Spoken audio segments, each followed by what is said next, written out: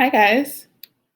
Tonight we have the incredible multi-platinum selling recording artist JoJo. The hitmaker has been a force in the music industry since she was just 13 years old when she made her debut with the classic R&B pop tune Leave, Get Out. 16 years later, she is stronger than ever and preparing to release her excellent fourth album, Good to Know, in just a few hours. We'll be digging deep into her raw, evocative new music, and she'll be performing a few of the songs live as well. As our conversation is happening, please feel free to drop questions into the chat so JoJo can answer later in the hour.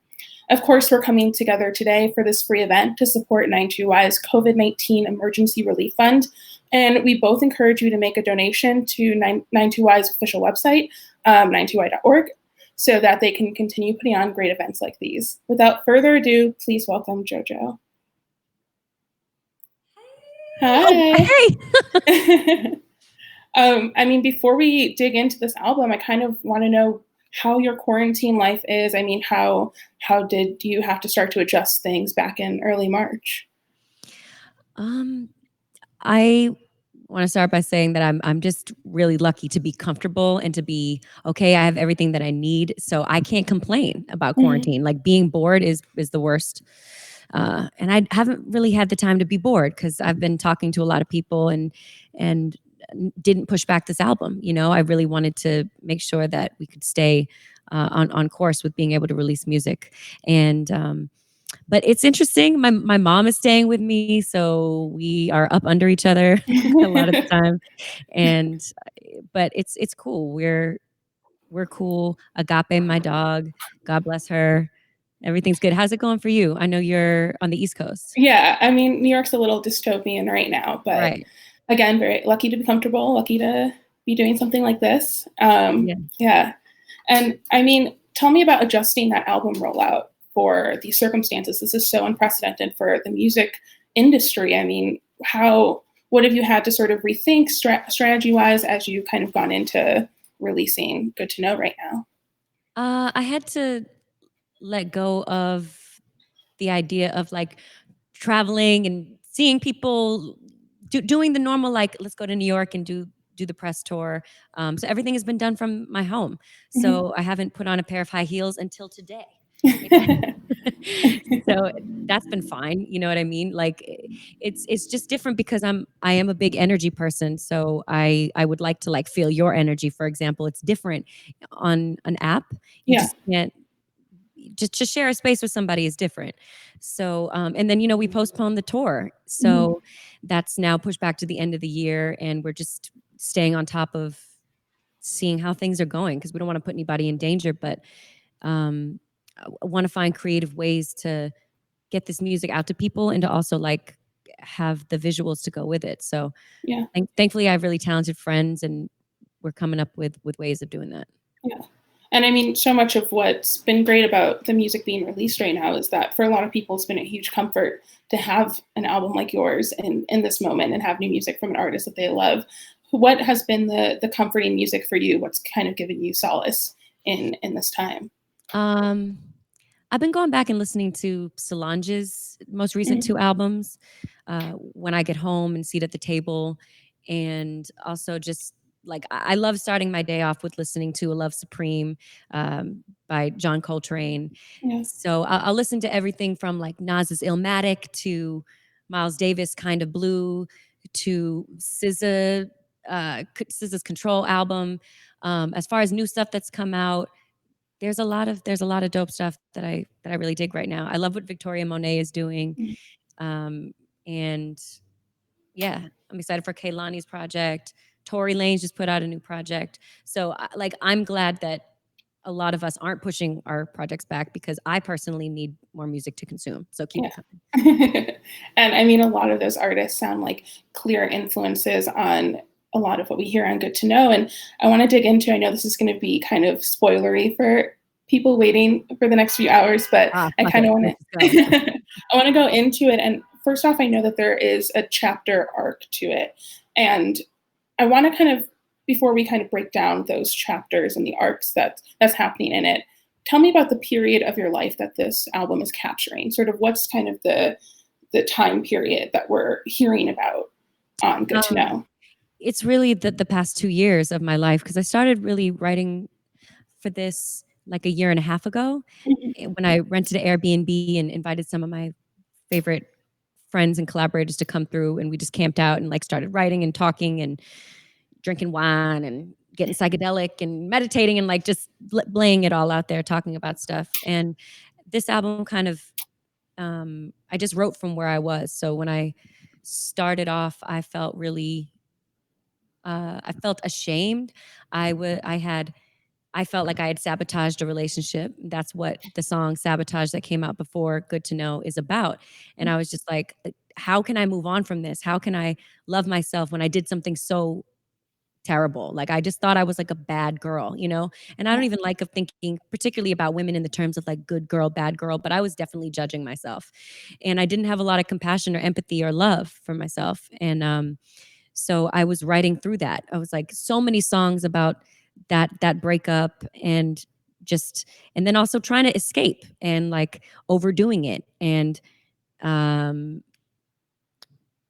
trying to like distract myself from my thoughts, you know? Yeah. And so the first part of the album feels like that that moment, and then toward the middle, um and really like, thankfully, the people I was working with, like Lido comes to mind. When I read some journal excerpts to him, he was like, you are way too hard on yourself, like you need to forgive Yeah. yourself and maybe be alone. Because I've always like jumped from relationship to relationship. And so by in the middle of the album, that chapter is like trying to figure out how to be comfortable with my own thoughts, my own company. And then Mhm. by the end, kind of reaching this place of, it is what it is. It's neither good nor bad. It's all information. You are not what you've done. You know, you are who you are in this moment. And there is so much clarity to the way that you write about these experiences. And I think of a song like Pedialyte, where you're very raw and honest about your experiences with substances that weren't serving you in the way that you needed them to, or Just you needed to overdoing be it. served. Yeah. Yeah. Just like, I mean, I was just tired of, I'm just not interested in like losing a whole day to a hangover ever Mhm. again. You know what I mean? So yeah, Pedialyte could have easily been called like the hangover song, because that's what it's about. It's like kind of taking an inventory and being like, I need to replenish my friggin' electrolytes because I went hard last night. Yeah. And when you, with the way that this is structured, did that structure sort of come naturally as you started to dig into these emotions and kind of reflect on this period of your life? Or when you started to think about the album as a whole, did you kind of want to make sure that it went in this very almost chronological, emotional recovery period? As I was writing and choosing songs for the album and stuff, I was healing. You know, Hmm. this was like a journey of accepting my past, my present, and feeling really optimistic about the future, and like my best days are ahead of me. Um, and so I knew that I wanted this album to be way more cohesive than anything I've ever put out before. I really loved putting together my Agape mixtape, Hmm. because that was something that just I felt people could feel my personality a little bit more with the interludes and just the lightness of it. And um, so I was inspired by that energy, that freedom, but also keeping in mind that I'm at a different place. Like I'll never make something that feels exactly like something I've done in the past. But yeah, I didn't know. I didn't know what it was going to be about. Yeah. I This album could have very much been about trying to get my ex to forgive me, you know, Hmm. or it could have been about like continuing that toxic pattern of like just distracting myself with making out with random boys, but like I'm not doing that anymore. So Yeah. I do love a song like Man, where you're like, I want someone that, is like a fan, like who cares, who like can live up to who I am and like recognize my worth. Tell me a little bit about that song and also the video, which I love, where you have so many of your friends in mm, there with you. I didn't really know a lot about boundaries or about even my own worth. I wasn't sure. It's one thing for people to celebrate you, and especially like celebrate you for what you do or what you've done, but that doesn't always contribute to like a stable sense of self-worth. So I really had to work on that over the past few years, journaling, meditating, a lot of therapy and self-help things. Like I have invested in myself because I know that that's a worthy investment. And when it comes to man, I really believe every word that I'm saying. I dig my alone time. I love having the bed to myself, rolling around. I love my space. It feels like a sanctuary to me, and the way that I can take care of myself. And basically, I'm saying that, that there's just going to be no settling at this point in my life. Like this is a really juicy time for a woman, you know, late 20s. It's popping. So I don't want to just like I don't want to share this energy, this goodness with just Yeah. anybody.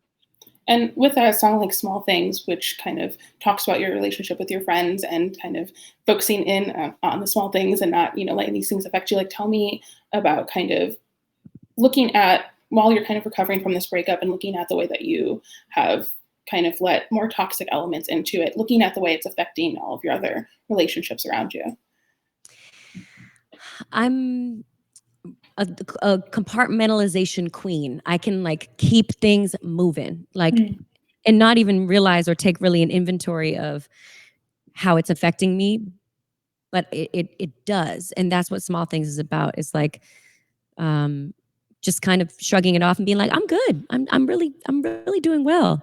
But then having, being triggered by something, like stepping over an emotional landmine. Like, for example, if you fell in love with somebody in New York, like, you could pass by a restaurant and be swept up in those memories, and then just be like, okay, maybe I'm not fine. Maybe I'm not as over this as I thought I was.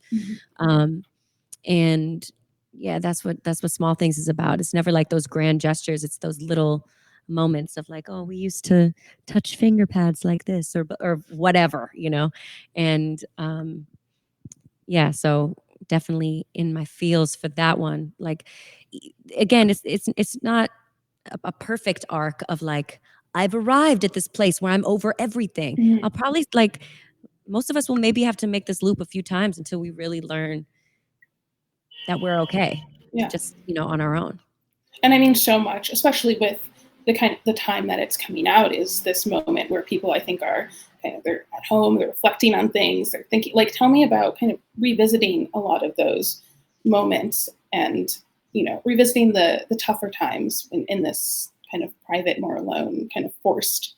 As much as people have heard about how I've been like a victim in the music industry, I don't identify as that, but that's, I feel like, how some stories have painted me, of like, she's been a casualty of all these things and blah blah blah. In the past few years, I've really taken inventory as to like how I've been on both sides of heartbreak. I have like used love and sex as a weapon, and I've used it as a way to feel powerful because I felt so disempowered in my creative and career life. You know what I mean? So that's what a lot of this is. It's like taking inventory and taking accountability and facing myself. And I think it must be a hard time for a lot of people who maybe haven't done that deep dive yet. And I do really recommend it. It can be uncomfortable, but it's worthwhile, because when you come to terms with who you are and what you've done, you're not afraid of anybody being like, well, remember when this happened? Yeah, I do. And I've already talked about it. Or, you know what I mean? Like, I'm going to show them this. Okay. They know I'm crazy. They know I'm a freak, whatever. You know what I mean? Like, and just owning everything about yourself, I think, is a really powerful place to come from. So I hope that people are cool with their own thoughts right now, because I do know it can be a treacherous place in your mind sometimes. Yeah. And I want to talk about the outro on the deluxe edition, Proud. Is that your mom's voicemail on there? Yes. Yeah. Yes. I thought it would be like an interlude. I thought that Yeah. I had a conversation with my mom, and I was like, I don't know how no one's ever gonna love me again. we always think we're never going to find love again, and then we always do. So always remember that. You know what I mean? You will find love after love. But I was like, I'm trash. I can't forgive myself. I can't believe I did that. And my mom was giving me advice and being like the sage that she is. And then she left me a voice note to kind of elaborating on that. She's like, you have to live in the present, Joe. You know, what makes you depressed is living in the past and thinking about the past. I think I might be quoting her word for word. She's like, all we have is right now. And you just, you know, let your higher power guide you, that love. And I would have thought that that sounded corny a few years ago, but that is just so true to me today. And then I sent it to Lido and he turned it into a beat. He like put it into his software, put it on the keyboard and started triggering. He was on his Kanye West shit and just like 808s and heartbreaks. And I love the chopped and screwed mom voicemail. Yes. She was like, I hate the sound of my voice. Can you have an actor come in and do my voice? I'm like, no, you sound great, you weirdo. And amongst the other guests that you have Thundercat on that song, who is phenomenal. Yeah. Tell me about working with him, and also you'd mentioned Tory Lanez earlier as someone whose music you've been turning to. I mean, he has come back, yeah. Steve, Thundercat's new album, obviously, is the best name for what we're going through right now, which is It Is What It Is. Mm-hmm. Steve has been a friend for a long time, and he played on my Agape mixtape as well. So he's playing bass on Back to the Beginning again. So this is a full circle moment, kind of. And basically, first those chords were something that Lido had played on a piano, and then we had Steve come in and we were going to have him play with the piano, but I was like, this is so ill by itself. So we just took the piano out and it's a bass driven song. And he is doing things that are just out of this world. As a musician, I don't know, he's just fucked up, like how incredible he is. So I'm so glad that he lended his soul and his musicality to that song, because that song's so special to me. So I was like, I need you. I'm gonna need you on this one. Mm-hmm. And I know you had mentioned Lido and Doc McKinney as being sort of the big partners in creating this album. Tell me about them sort of seeing you come through on the other side and also make such you said your most cohesive, raw piece of work that everyone's gonna be hearing tonight. But both of those guys, Doc and Lido, like helped me find my confidence and find my voice again. And because I was just questioning so much personally and like creatively, and they gave me the confidence to trust myself. Sometimes I needed that push, and so I'm really, really grateful for them for that experience. And they ended up being my therapists. Doc and I would like have long conversations, and same thing with Lido or 30 Rock. And we would just talk things through until we had a song, pretty much. And what was cool about working with Doc is that at House of Balloons, where they've made so much ill music, and it was just dope to like camp out there pretty much. And we had like a whiteboard, right here, like a whiteboard, and we would write the names of the songs, even other songs that I was considering for the album or that I had done with other people. And we would like rearrange them, and we'd write all these different possible album titles. And then we'd be like, okay, we'll put an interlude here and do this and that. That's an experience I always wanted, because playing more of like the pop game, it's coming up when I came up in like, you know, the 2010s and 2000s. It was just a different time, and people were like, you just need a song from this person and this person, this person, this person. And I've always really just wanted to make something that felt more like a journey to me. Yeah. And I want to talk a little bit about that as someone who's been through pop and R&B and kind of seen it cycle for the last 16 years. I mean, tell me about kind of your experiences making music and how you hear music with that perspective of what pop was when you first started and R&B was when you first started, and then making this album, which is so purely R&B. I mean, you have like the, you know, kind of bedroom R&B jam with Come Back and things like that. I mean, tell me about sort of coming from those they seem like two different worlds at times. I'm glad that pop now means like is making a return to just meaning popular, because pop is hip hop. You know what I mean? What's most popular is hip hop right now. And R&B is having such resurgence and like a renaissance. It's a really amazing time to be a part of the R&B community, I think, because there's genres are melding and inspirations are seamlessly coming together in like a really cool, delicious dish, pretty much. Mhm. So the way that things have changed over the years, I've changed over the years, like with the times, not like I've tried to, but because I'm growing. And uh, thank God we don't stay the same. And thank God technology has evolved and that labels are now figuring out how to, you know, get music out via streaming, that there's other ways for artists to get their music out there. They don't need to sign to a major necessarily. Like the independent thing is so viable. And with me, I don't know. I'm liking making music in this era more than I ever have before. Like it was way more formulaic. It was more, and now I think as listeners demand authenticity from our artists. I think we don't really want the factory line thing Mhm. of like a pop star. We feel weird about perfection, you know? Yeah. And with that kind of in mind, are you feeling sort of with the idea that we can release any time and artists have more freedom with that? Are you feeling really creative in right now in this moment when, I know obviously planning the tour and kind of having this free time right now? I mean, are you feeling really creative with songwriting and with, flexing and trying different things as a vocalist? I How is am. that right now? I am. I have really good acoustics at the crib, actually. So I'm like, yeah.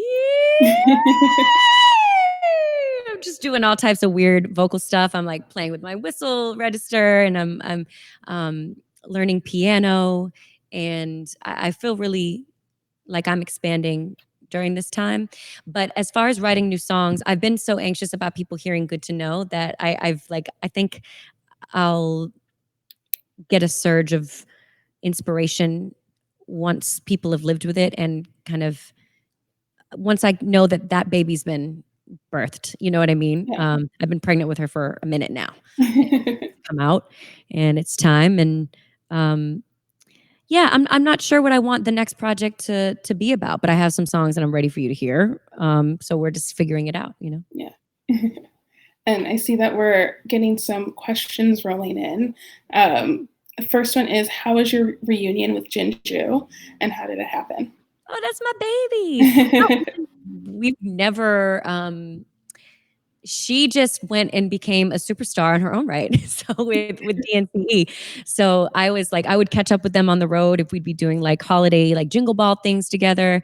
And that's always been my sis. So it's just amazing to see her step into her own self. And now she's a fashion designer and doing all these ill things. So that's my boo. And she's a real one because she brought me toilet paper yesterday because I've been using tissue. And I just can't say enough things about her. That's my bitch. I fucking love her.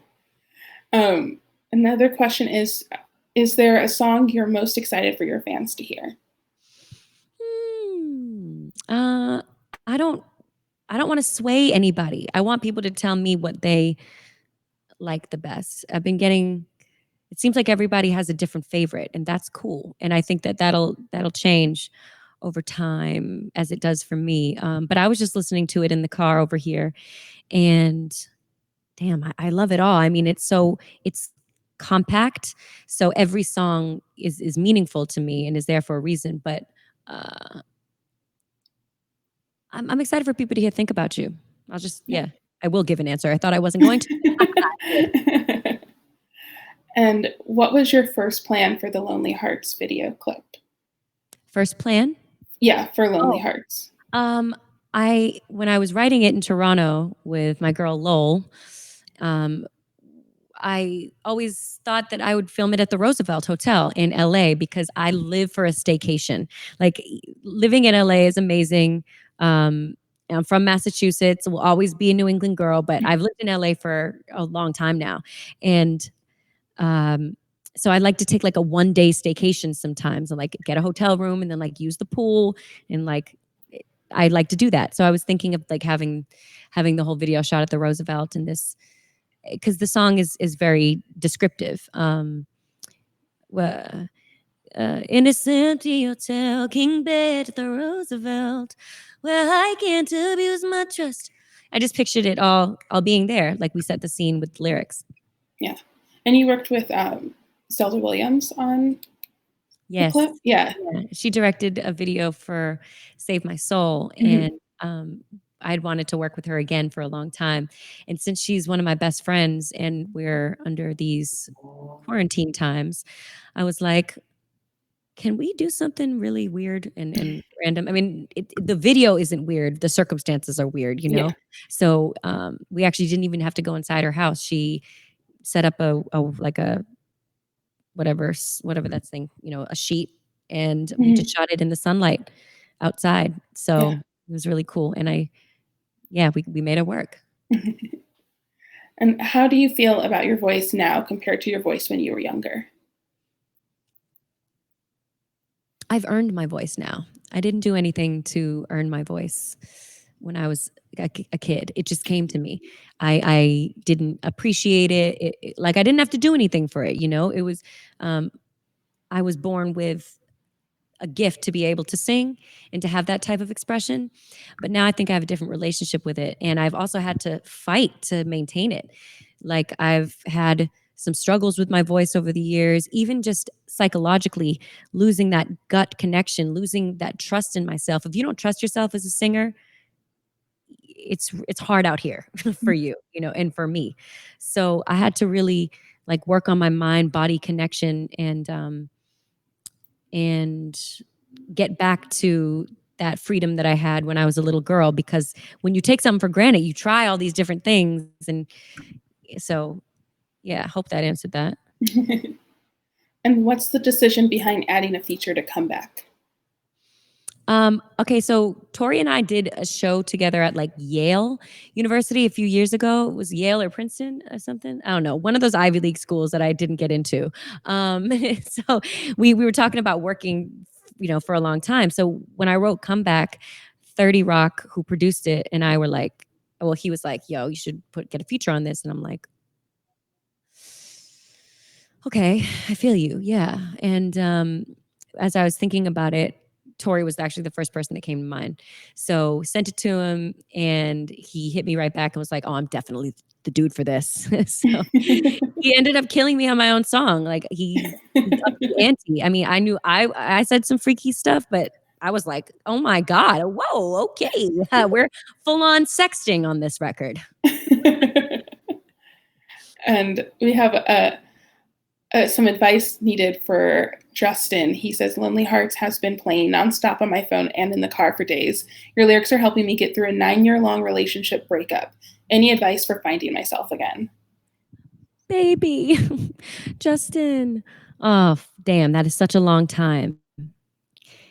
Y- y- Go inward, focus on yourself, do the things that make you feel good right now. And you're going to perhaps be tempted to like stay in bed all day and, be in a dark room or whatever. Um, Try to resist that. Like, allow yourself to do what you need to do, but then allow people to, allow your friends to support you and to uplift you. Watch the movies that will make you smile. Listen to things. Take care of yourself, your hygiene, your nutrition, your body, and be gentle with yourself. That would be my advice. Do what you need to do, though. You know what I mean? Don't and you will find love again. You will find love again. I promise you that you were going to look back on this time that you went inward and that you uh, gave to yourself, and you're going to be like, I'm so glad that I did, because damn it, I have it all now. And someone is wondering, how many songs did you cut from the album? I wrote so many songs for this album, and that doesn't mean that they're not going to be heard. That just means that I trimmed it down for this particular project. So I don't even know how to answer that question, because I made a lot of songs. And someone was asking about food to cook while in quarantine. Food to cook while in quarantine. Well, I have baked enough cookies and brownies and made enough pastas and like I've just done all of the carbing up, so now it's about creative salads. Okay, so I don't know. Make whatever you want though. Like I'm plant based. I'm not a perfect plant based person, but I feel better when I'm eating mostly vegetables and natural stuff. So if you can get out to the grocery store and get as many colors on your plate, it's going to give you life. It really will. What was in your last creative salad? Okay, so I got some dinosaur kale. I think it's called like lacinato kale, Ooh. and I made a dressing like this honey mustard vinaigrette. And I put some sunflower seeds and blackberries, celery, cherry tomatoes. I grilled up some.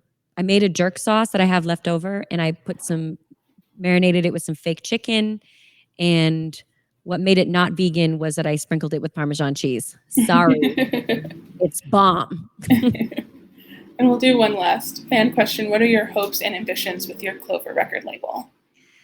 I hope to not only put out my own music on it, but to sign acts that are inspiring, self-sufficient, and gonna move music forward and be breaths of fresh air. So I really do want to move into that part of my life where I'm helping other artists to have a platform and to just help them be as much of themselves as possible and to feel empowered in this industry. Yeah. And I have one last question before we go to the performance. Since you have such a great vibe going around you for your performance, what's sort of the ideal way people should be listening to Good to Know tonight at midnight? Like what's sort of the ambiance someone should build in their home? Ooh, I love that. Let's see. Okay, so Good to Know is sexy, it's sensual. So whatever makes you feel like that, okay? You know, whatever makes you feel like for me, the color orange is very evocative and really speaking to me right now. As you can see, got my little flowers. I got these press-on nails that Ooh. go with the Good to Know color, and even my eyeshadow. I've just been having fun with stuff like that. So if you want to dress up, do that. But light some candles, set the lights low. I just always think that's a good vibe. Or take a drive. Take a drive and listen to that and blast it. Bump it because my car always has the best speakers. So I just hope that you're listening loud, and I hope you listen more than once. Like keep it on repeat, and then let me know what you think. Well, thank you. Should we hear some of the songs live now? Yeah, let's do it. Thank you, Brittany. Thank you. Thank I'm you. gonna ask Jinju to come in here. We're gonna set up. Yeah. As JoJo sets up, please remember, if you can, again, this is a free event, if you can donate anything to the 9GY.org COVID-19 Emergency Relief Fund, please do so. And now we're going to have JoJo joined by Jinju on guitar, and they're going to perform 3 songs from Good to Know, which drops in just a few hours. Woo! How's that? Am I in the right light? Closer? Boom. Let me find my light. All right, let's do man.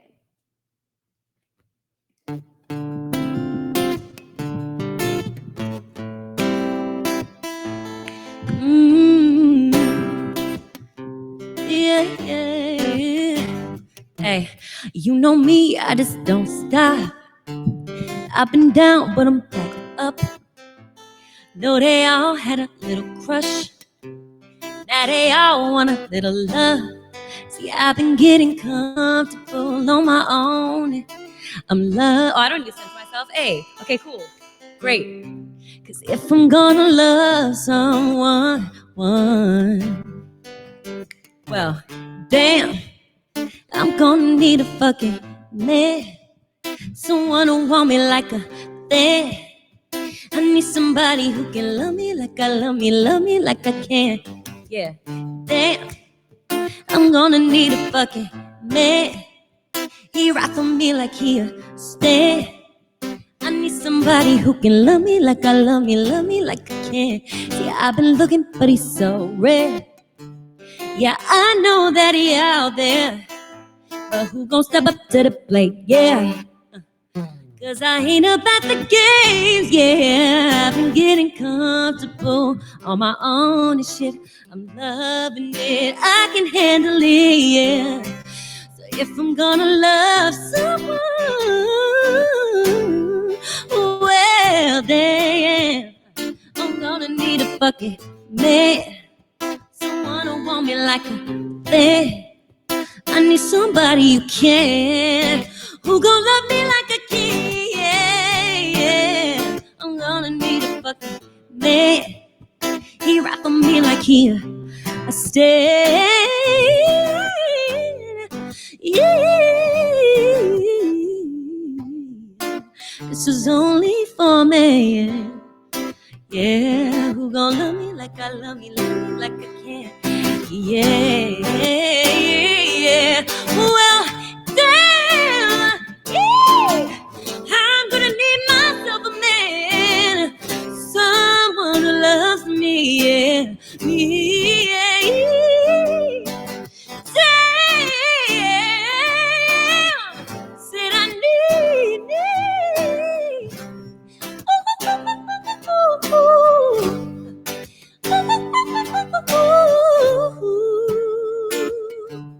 Who gon' love me like I love me like I can, yeah.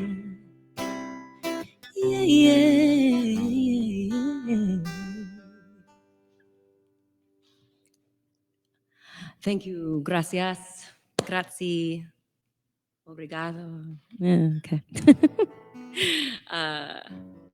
How do you say thank you in Korean? What? 감사합니다. All right, Lonely Hearts. Who out there's heard it?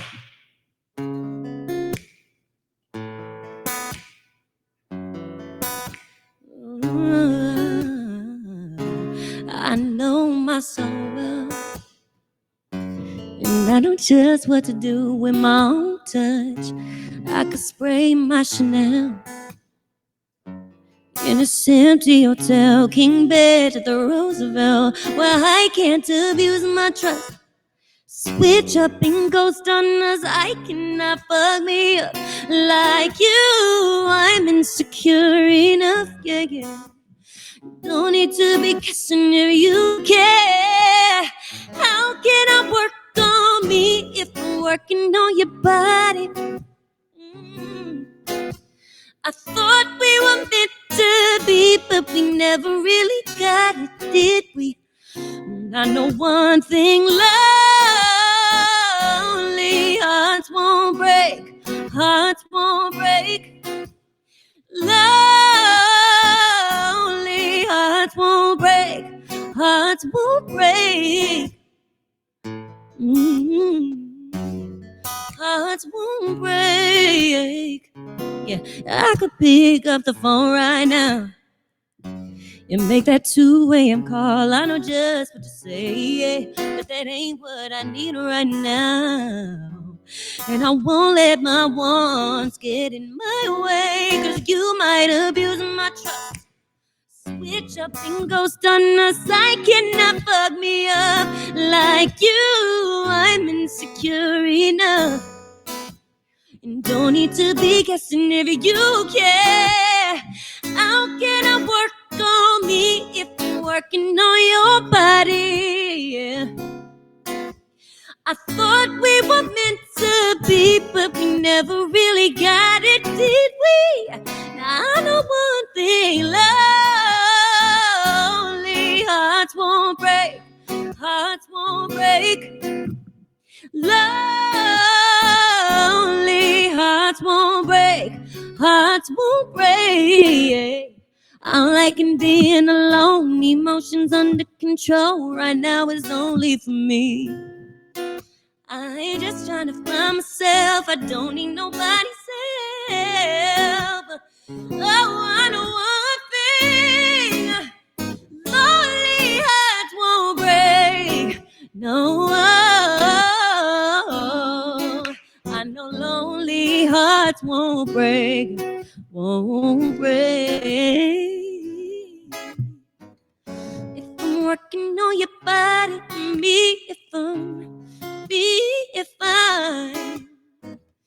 if I'm working on your body, as Lonely Hearts. And last song we're gonna do is, whew, let me breathe. I'm so nervous, y'all. We're gonna do Small Things. I want to show you more of my dress, so I just moved back.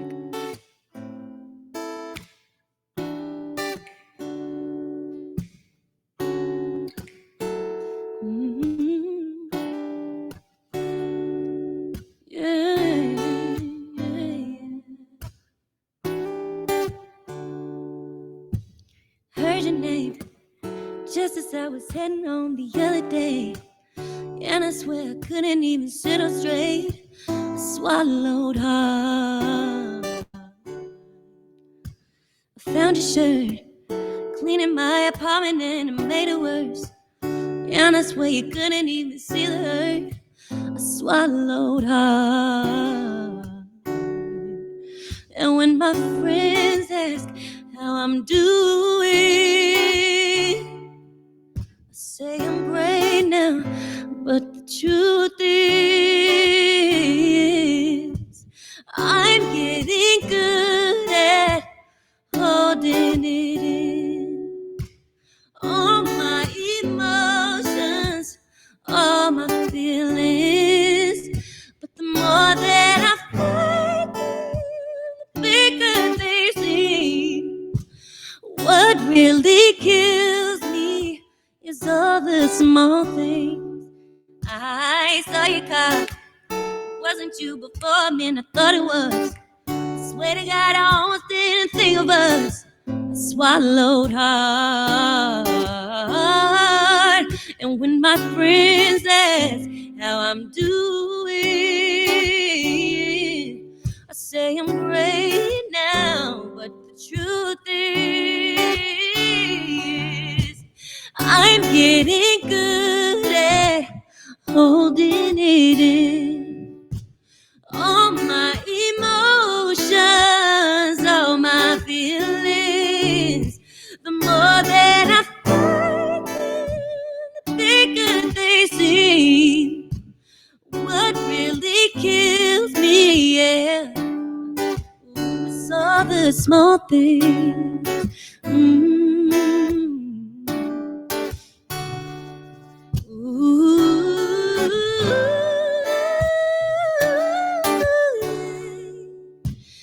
This city has your fingerprints all over it, and I can't even think about someday she will too.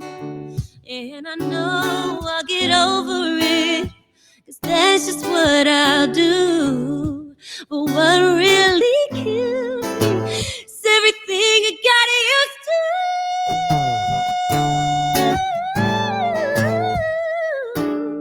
'Cause I've been holding it in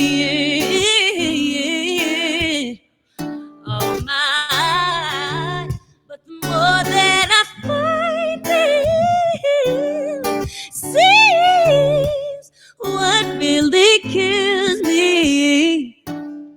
It's all the small things. Ooh, yeah.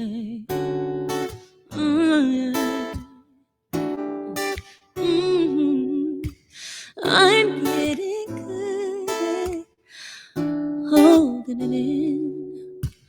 All my emotions, all my feelings, but the more that I fight them, the bigger it seems. What really kills me is all the small things. Thank you, guys. Thank you, Jinju. Thank you. Go get Good to Know. Go stream it wherever you are. Thank you. Thanks, Brittany. Thanks so much, JoJo. Again, donate at 92y.org, and please support the COVID-19 emergency fund for this great organization. Yes. Thank you. Peace. Thank you.